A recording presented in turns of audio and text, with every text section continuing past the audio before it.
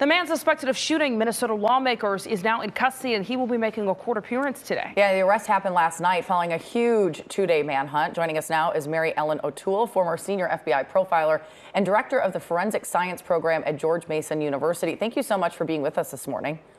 You're welcome. You know, Sheba and I were just talking about seeing his background and just the multiple layers that have come about. When you're looking at this shooter, Vance Belcher, what do you make of him? Well, when I read about his background, I'm looking to see what part of that is genuine. So in other words, did he really get a PhD? Did he really get the master's degree? What about his involvement in training the military and law enforcement? Some of that seems that it's fabricated. So I would be looking at that as well. And if a lot of what he's put on paper or advertised about himself is fabricated, that tells us a lot about his personality. And even his trips to Africa, what was he doing there? Was he really preaching, or was there another motive for him traveling that far, especially since financially it created a lot of problems for him? Yeah, what does that process look like of vetting that information? I'm sure it's very difficult, even though he is still alive. You don't know how much he's going to talk or give up information. I know there were several interviews with his roommate over the weekend who was speaking, but how do you know who to trust or believe? How do you figure out what is actually real?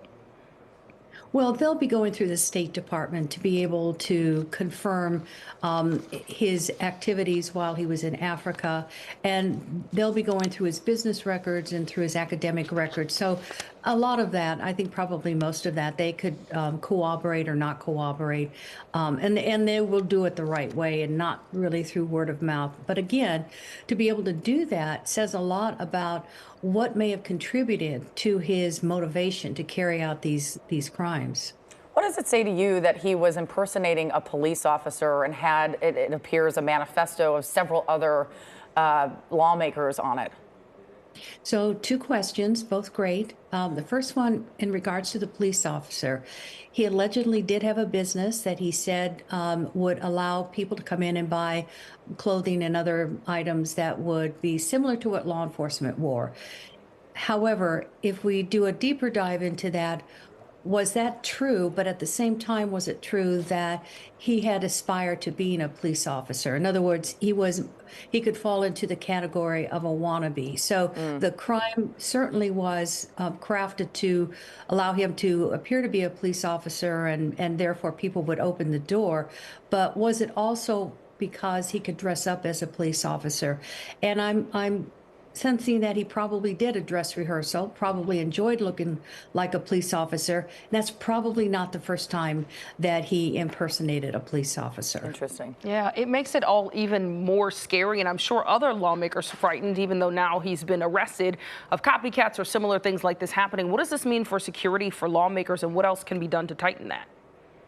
Well, it is very concerning, and unfortunately, we've learned over the last quarter century, if you can believe that, 25 years, that there are people right now that are already planning to commit a similar or act to what we saw over the weekend, or a more sensational crime over the weekend. So they're actually really fueled by watching what happened. They're fueled by all the attention that this most recent shooter got. So they are actually putting together their own plans.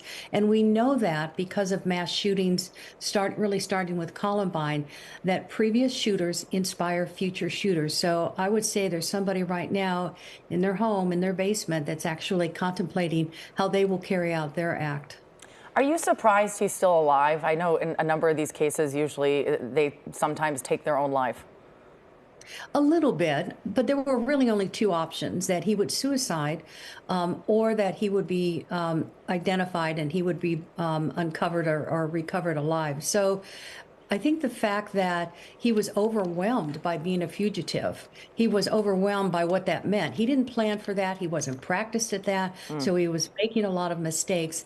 And so as time went on, that seemed to be the most likely outcome. It's also very scary that he had a notebook that listed 70 potential targets. Of course, those who were injured and killed were on that list.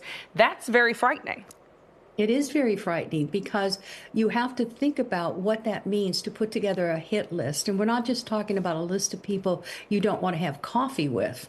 You're talking about a list of people that you want to annihilate. And I think they'll be able to clarify that once they, if they can, release that kind of information, that this was not just a hit list. This was something that he was thinking about just in terms of carrying out a homicide. And that kind of thinking, that kind of lethality should be very concerning. And it also shows he'd been thinking about this for a while. He did not put that list together last week. This is something he'd been compiling and thinking about probably for quite some time. Mary Ellen O'Toole, such fascinating information. Thank you so much for being with us this morning. Thank you.